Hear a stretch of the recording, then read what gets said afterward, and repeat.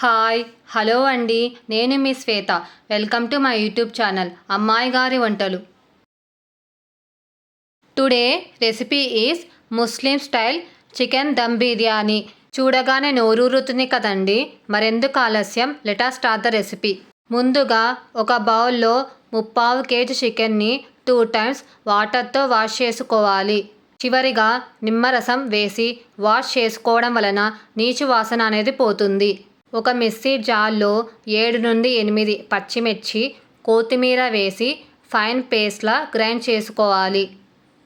Grind చేసుకున్న paste, చిటికెడు పసుపు, సరిపడా ఉప్పు, తగినంత కారం, 1/2 tablespoon ధనియాల పొడి, గరం మసాలా, ఫ్రెష్గా దంచుకున్న అల్లం వెల్లుల్లి పేస్ట్, కప్ పెరుగు, 1 tablespoon ఆయిల్ వేసి చికెన్ పీసెస్కి బాగా పట్టించాలి.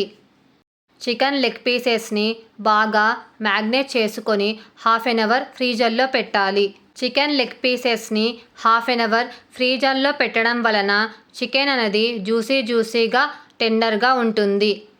ఒక గిన్నెలో 1/2 glass బాస్మతి బియ్యానికి 3 glasses వాటర్ని పోసుకొని 1/2 hour నానబెట్టుకోవాలి.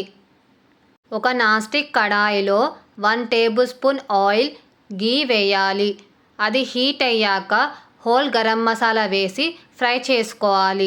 తర్వాత మ్యాగ్నేట్ చేసుకున్న చికెన్ పీసెస్ని వేసి 5 to 10 minutes మీడియం ఫ్లేమ్లో పెట్టుకొని ఉడికించుకోవాలి.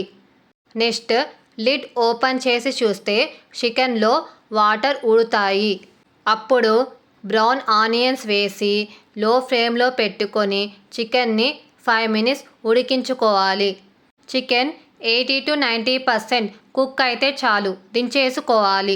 నానబెట్టుకున్న బాస్మతి బియ్యంలో హోల్ గరం మసాలా, నిమ్మరసం, 1 tablespoon రాళ్ళ ఉప్పు వేసి ఉడికించుకోవాలి.